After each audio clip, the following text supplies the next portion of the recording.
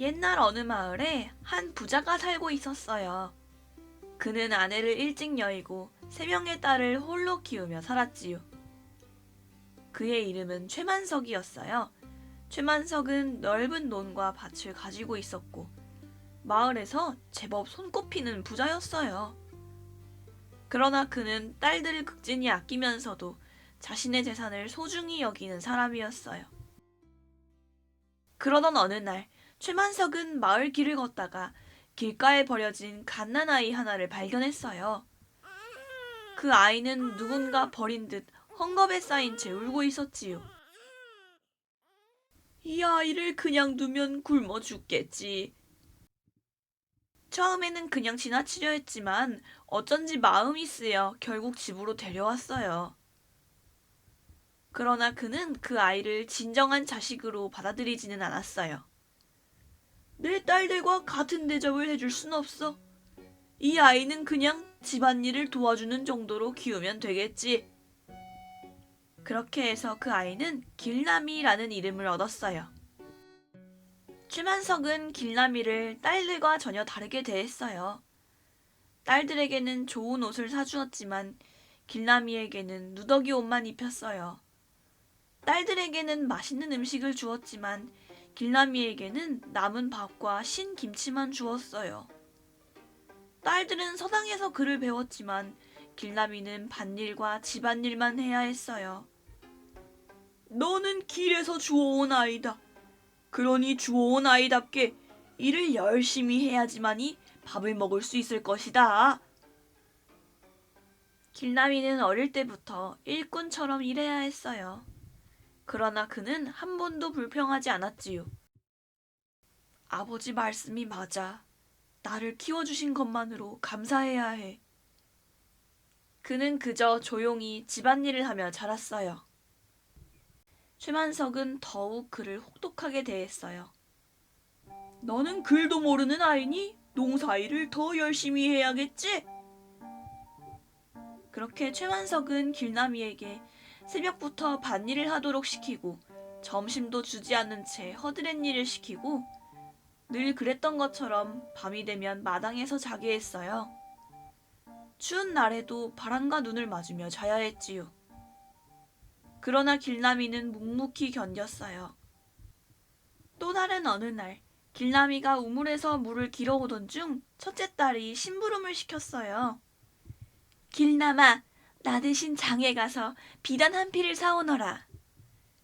길남이는 대답했어요. 지금 아버지께서 논에서 일하라고 하셨는데요. 그러자 첫째 딸은 버럭 소리를 질렀어요. 이 녀석이 감히 내 말을 거역해? 그녀는 길남이의 뺨을 후려쳤어요. 진짜 아버지 엄마도 없는 주제에 감히 나한테 말대꾸를 해? 길남이는 결국 비단을 사러 갔지요. 비단을 사가지고 돌아오자 아버지의 회초리가 기다리고 있었어요. 너는 일도 하지 않고 어딜 나갔다 오는 게냐? 아버지, 그게... 아버지? 누가 네 아버지냐? 어서 종아리를 대거라! 그렇게 길남이는 매서운 회초리를 맞아야 했어요.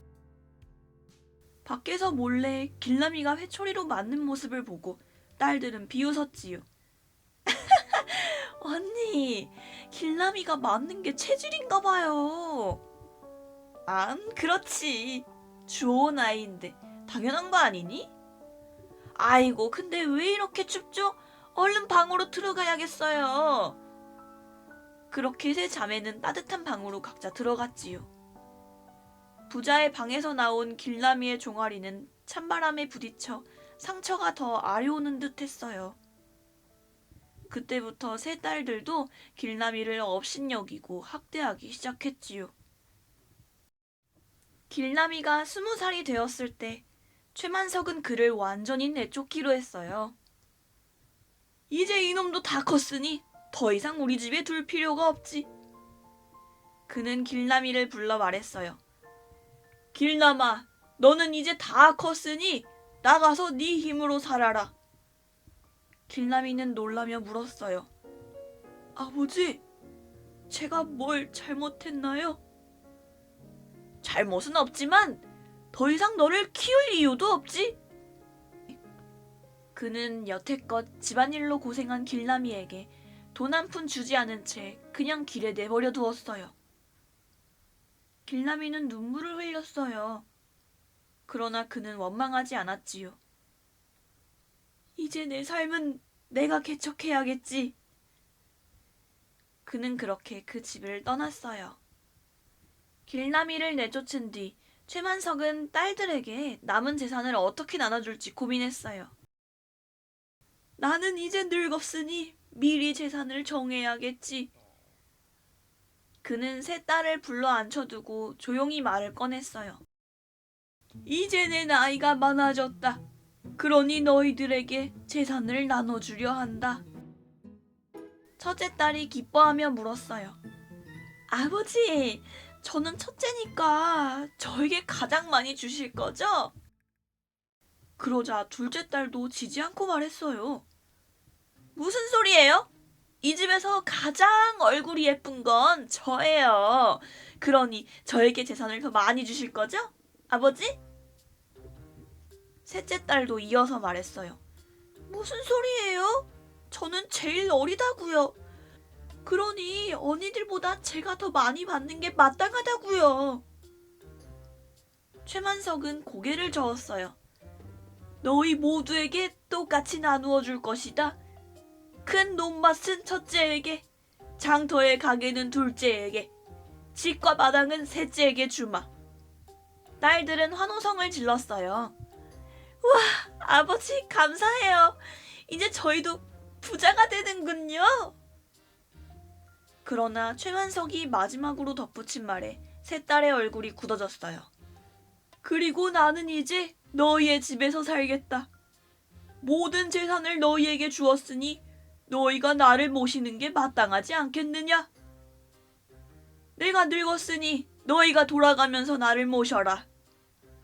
순간 세 딸은 서로 눈치를 보기 시작했어요. 그러나 이미 재산을 받았으니 일단은 아버지를 받아들이기로 했지요. 그렇게 해서 최만석은 첫째 딸의 집에서 살게 되었어요. 처음 며칠 동안 첫째 딸은 겉으로는 아버지를 공경하는 척했어요. 아버지, 따뜻한 방을 준비해 놓았습니다. 드시고 싶은 것이 있으면 말씀하세요. 그러나 그것도 처음뿐이었어요. 얼마 지나지 않아 첫째 딸은 노골적으로 아버지를 귀찮아하기 시작했어요. 아버지, 왜 밥을 그렇게 많이 드세요? 아버지, 방 청소는 아버지가 직접 하세요. 아버지, 둘째 집으로 가시는 게 어떠세요? 여긴 너무 좁아서 모시기가 힘들어요. 최만석은 당황했어요. 나는 너희에게 모든 걸 주었는데 너희는 나를 이렇게 대하는구나. 그러나 그는 어쩔 수 없이 둘째 딸의 집으로 가기로 했어요. 둘째 딸도 처음에는 아버지를 반갑게 맞이하는 척했어요.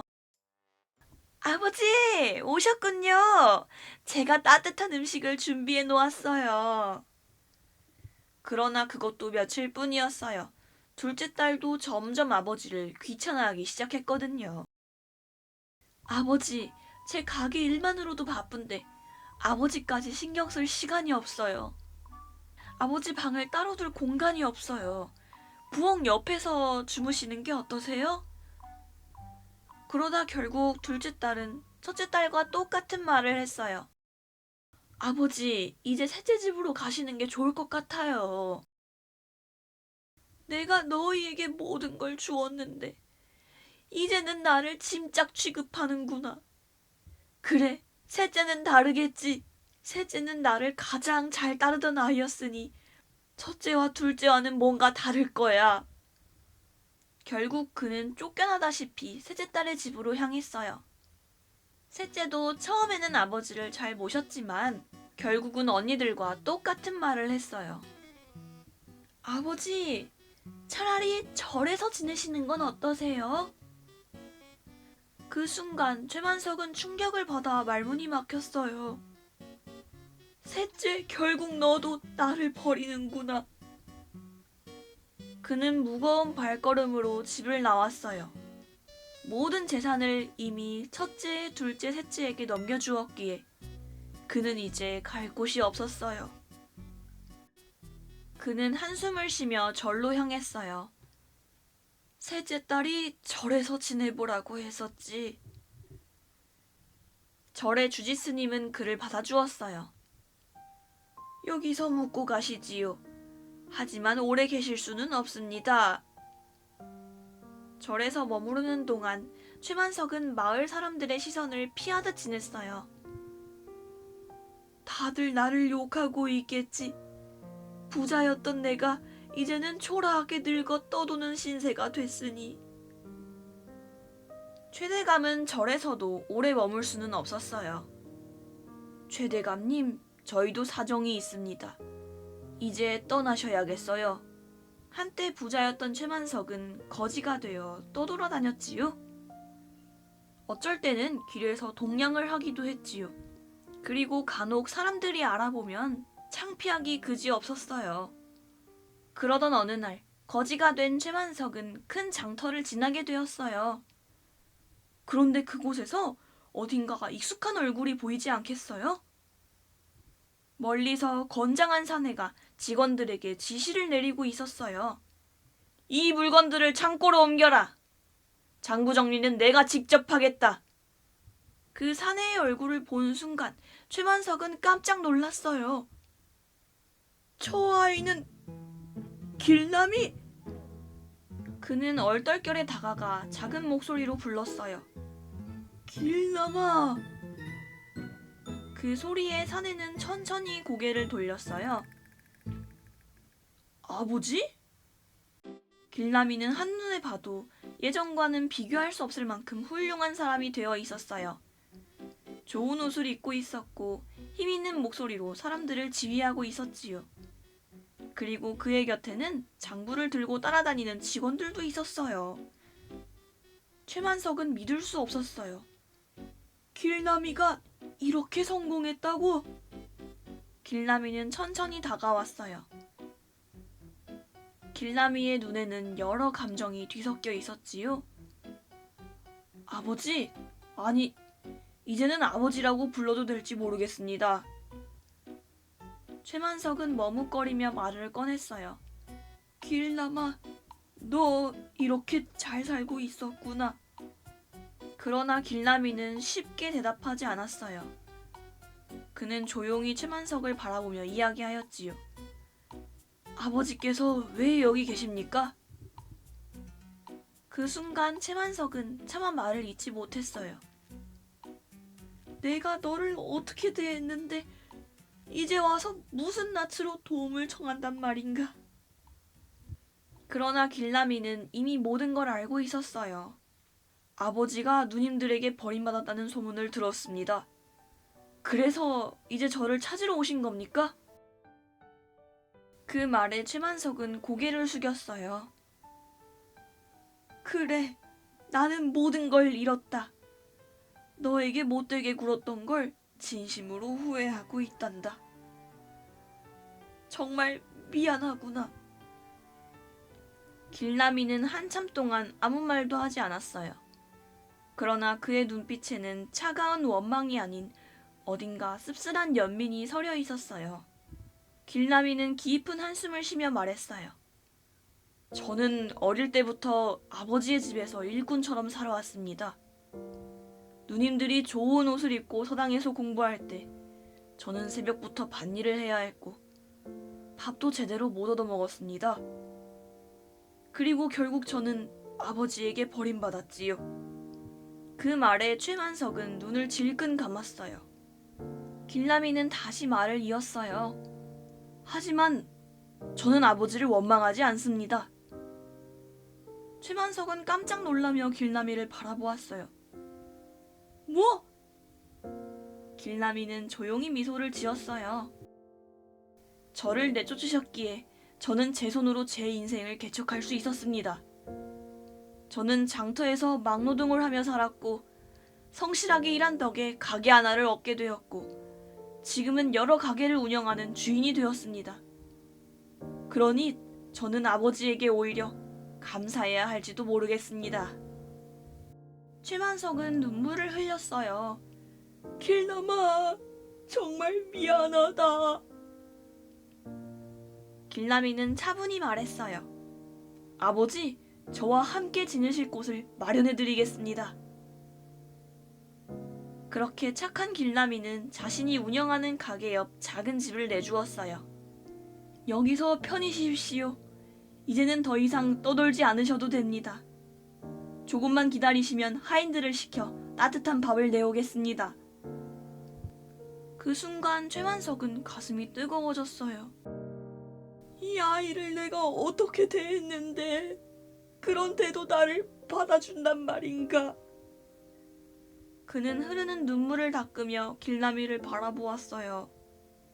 길남아, 정말로 고맙구나. 친딸들보다도 너가 더 훌륭한 사람으로 컸구나. 그렇게 해서 최만석은 남은 생을 길남이와 함께 지내게 되었어요. 그는 더 이상 굶주리지 않아도 되었고 돈 걱정도 없었지요. 비록 예전처럼 권력이 있는 사람은 아니게 되었지만 진심으로 자신을 받아주는 단 한 사람 곁에서 마지막으로 평온한 삶을 살게 되었답니다. 한편 마을에서는 재산을 세 딸들에게 물려주었다가 딸에게 버림받은 최부자의 이야기가 가득했어요. 세상에, 최만석이가 딸들에게 유산을 다 주고도 버림받았다지? 거지가 되어서 최만석이가 떠돌아다녔었잖아. 길에서 동냥을 그렇게 하던데. 그렇게 주워온 아이 못살게 굴더만 그 아이가 결국 부자가 되어서 최만석을 도와줬대. 최만석이는 뭔 복이 있어서 그렇대? 아이고, 친자식보다 주워온 아이가 100만 배는 더 낫네. 그렇게 괴롭힘을 당하고도 도와주다니. 사람들은 이 이야기를 들으며 이렇게 말했대요. 진짜 가족이란 피가 아니라 마음으로 맺어진다고요. 그렇게 해서 길남이는 성공한 상인이 되었고 길남이는 평생토록 최만석을 잘 모시고 살았답니다. 한편 길남이가 아버지를 받아준 뒤 사람들은 최만석의 딸들이 어떻게 되었는지 궁금해했어요. 첫째 딸은 논밭을 받았지만 농사에 대해 아무것도 몰랐어요. 하인들에게 일을 시켜 어찌저찌 살았지만 결국 수확량이 줄어들어 빚을 지게 되었어요. 결국 첫째 딸은 논을 팔아야 했어요. 하지만 사람들 사이에서 저 땅은 불효녀의 피가 흐르는 땅이라며 분명 농사를 저 땅이 하면 벌을 받게 될 거라 하여 사람들은 아무도 첫째 딸의 밭을 사지 않았어요. 둘째 딸은 장터의 가게를 받았지만 상술도 없고 노력도 하지 않았어요. 처음엔 아버지 덕분에 돈이 많았지만 결국 장사를 망쳐 가게를 잃고 남편과 함께 떠돌이 생활을 하게 되었어요. 셋째 딸은 아버지의 기와집을 받았지만 남편이 재산을 노린 사람이었어요. 결국 남편에게 집을 빼앗기고 가난하게 살게 되었지요. 그렇게 해서 세 딸들은 모두 아버지를 버렸지만 결국 자신들도 불행한 삶을 살게 되었답니다.